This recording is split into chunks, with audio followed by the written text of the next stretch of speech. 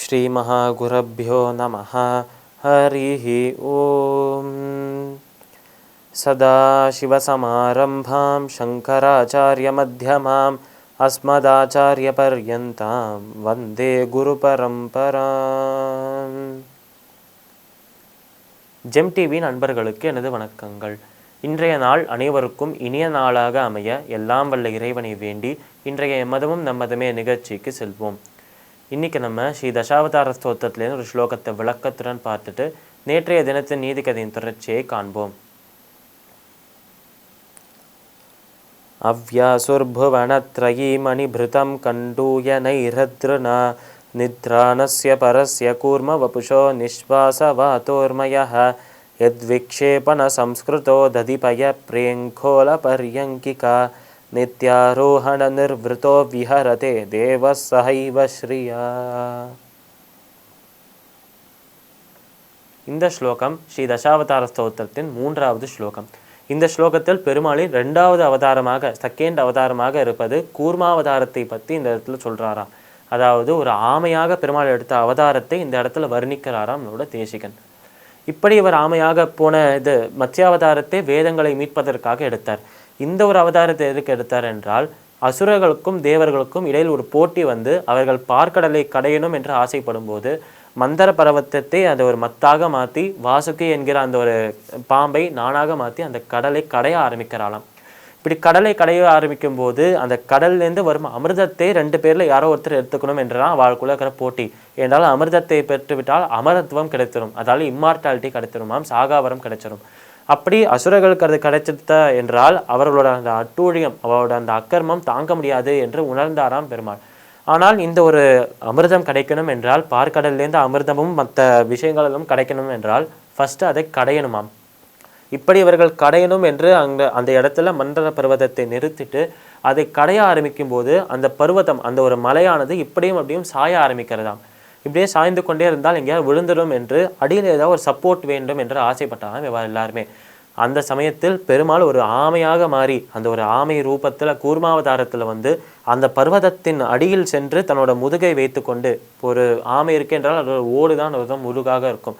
அதனால் தன்னோட ஓட்டை, தன்னோட அந்த முதுகை அந்த இடத்துல வைத்து முதுகு மேலே அந்த ஒரு பர்வதத்தை தாங்கி கொண்டார். அந்த ஒரு பர்வதத்துக்கு, அந்த ஒரு மத்தாக இருக்கும் பர்வதத்திற்கு ஒரு சப்போர்ட்டாக இருந்தார் என்று சொல்கிறான்.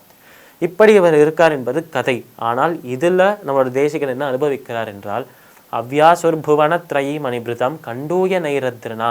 கண்டூய நைரத்னா என்கிற வார்த்தை ரொம்ப முக்கியமானதாம். என்றால் இந்த இடத்துல விளையாட்டாக அவர் என்ன சொல்கிறார் என்றால், பெருமாளுக்கு ஒரு சமயம் அந்த பார்க்கடலை கடையும் போது அந்த சமயத்திலே பெருமாளுக்கு முதுகு அரிக்க ஆரம்பிச்சது என்று சொல்கிறார். இப்போ ஒரு இடம் அரிச்சது என்றால் அதை சொரிஞ்சாதான் நம்மளுக்கு நிம்மதியாக இருக்கும். அதனால் பெருமாளுக்கு முதுகு அறியறது என்றால் அதை சொரிஞ்சுதான் ஆக வேண்டும். தன்னோட கையால் சொரியலாம் என்று பார்க்கிறார், முடியவில்லையாம் அவரால். அதனாலேயே ஒரு கூர்மாவதாரத்தில் வந்து அந்த மலையை தன்னோட முதுகு மேலே தாங்கிக்கிறாராம். இந்த தேவர்களும் அசுரர்களும் அந்த மலையை கடையும் போது அது இப்படியும் அப்படியும் மாறுதால் தன்னோட முதுகை சொரிஞ்சா மாதிரியும் மாறுதா நிம்மதி கிடைக்கிறது தான் பெருமாளுக்கு. இப்படி அனுபவிக்கிறாராம் நம்மளோட தேசிகன் அந்த கூர்மாவதாரத்தை. கண்டூய நைரத்னா நித்ரானஸ்ய பரஸ்ய கூர்ம வபுஷோ நிஸ்வாச வாத்தோர்மய.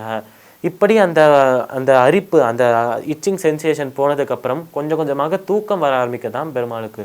உடனே அந்த கூர்மாவதாரத்தில் இருக்கும் அந்த ஒரு ஆமையாக இருக்கும் அந்த பெருமாள் அந்த இடத்துல கொட்டாவி விட ஆரம்பிக்கிறான், குரட்டை விட ஆரம்பிக்கிறான். இப்படி கொட்டாவியும் குரட்டையும் விடும்போது தன்னோட அந்த மூக்கிலேருந்தும் வாயிலேருந்தும் வரும் அந்த காட்டானது அந்த கடலில் இருக்கும் பெரிய பெரிய அலைகளை உருவாக்கினது என்று சொல்கிறார்.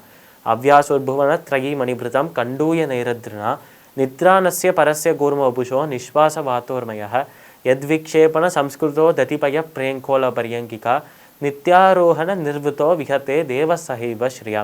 அதாவது இந்த கடலானது, இந்த கடலில் பெரிய பெரிய அலைகள் உருவாதுதான். கடல் இப்படியும் அப்படியும் ஆடிக்கொண்டே இருக்காம். அந்த சமயத்தில் இப்படி ஏற்கனவே அந்த ஒரு அரிப்பு போயிடுத்து, நிம்மதி வந்துடுது என்று கொஞ்சம் தூக்கம் வந்துடான் பெருமாளுக்கு. இப்போ இதை ஆட்ட ஆரம்பிக்கும் போதே ஒரு குழந்தையை போல அவர் உணர்ந்து கொண்டு தூக்கம் ஒரேடியாக அவருக்கு வந்துடுத்தான். ஏதாவது ஒரு குழந்தையை தொட்டிலில் வச்சுட்டு அதை ஆட்டினோம்னா அந்த குழந்தைக்கு நல்லாக தூக்கம் வரும், எல்லாருக்குமே தெரியும். அது போலவே தன்னை ஒரு தொட்டிலில் வச்சுட்டு தானே அதை ஆட்டி கொண்டிருக்காராம் நம்மளோட பெருமாள். அந்த பார்க்கடல் என்னும் தொட்டிலில் தானே தன்னை ஆட்டி கொண்டு அவர் தூங்கி கொண்டிருக்கிறார் என்ற அழகாக ஒரு வர்ணனையை கொடுக்கிறாராம் தேசிகன். இந்த ஸ்லோகத்திற்குண்டான விளக்கம் இதுவே. இப்போ நம்ம நேற்றைய தினத்து நீதி கதையின் தொடர்ச்சியை காண்போம். நம்ம சமர்த்த ராமதாசர் இந்த ஒரு சிவாஜியை பார்த்து இந்த ஒரு விஷயத்தை கேட்கிறாராம், எனக்கு பிக்ஷை வேண்டும் என்று கேட்கிறாராம். அப்போ நம்மளோட சிவாஜி என்ன பண்றார் என்றால், ஒரு பக்கத்துல இருந்து ஒரு காவலாளியை கூப்பிட்டு ஒரு காகிதத்தை ஒரு பேப்பரை எடுத்துட்டு வா என்று சொல்லி அதில் ஏதோ ஒன்றத்தை எழுதிட்டு அப்படியே நம்ம சமர்த்த ராமதாசரோட தட்டுல வைக்கிறாராம் அவர். இதை பார்த்த உடனே அவர் கேட்கிறாராம் ராமதாசர், ஒரு பேப்பரை வச்சு நான் என்ன பண்ண முடியும், இதை வச்சுட்டு என்னோட பசியை கூட போக்க முடியாதே என்று கேட்கிறாராம் நம்மளோட ராமதாசர். அதில் என்ன எழுதிருக்கு என்று படிங்கோ என்று சொல்றாராம் சிவாஜி. அதை எடுத்து படித்தால் அதில் சிவாஜி எழுதியிருந்த விஷயம், உங்களுக்கு சாதாரண பிக்ஷை எதுவும் தர முடியாது, நீங்க என்னோட குரு, உங்களுக்கு இந்த ராஜ்யத்தையே நான் பிக்ஷையாக தருகிறேன், ராஜ்யத்தையே உங்களுக்கு தரேன், இந்த ராஜ்யம் இன்னிலிருந்து உங்களது தான் என்று சொல்லி தராராம் நம்மளோட சிவாஜி. இப்போ இந்த சிவாஜி ராஜா அவர் கொடுத்த அந்த தானத்தை, அவர் கொடுத்த அந்த ராஜ்யத்தை நம்மளோட சமர்த்த ராமதாசர் ஏத்துக்கிட்டாரா ஏத்துக்கலையா? அப்படியே அவர் ஏத்துக்கொண்ட இல்லைன்னா நிராகரித்தார், இது ரெண்டுத்துல எது நடந்தது? இப்படி அவர் ஏத்துண்டார்னா என்ன நடந்திருக்கும், ஏத்துக்கொள்ளல்னா என்ன நடந்திருக்கும்? இப்போ நம்ம சிவாஜி ராஜா அடுத்து என்ன பண்ண போறார், கதை மேலும் எப்படி நகர போகுது, நாளை தினம் பார்க்கலாம். மீண்டும் நாளை சந்திப்போம். நன்றி, வணக்கம்.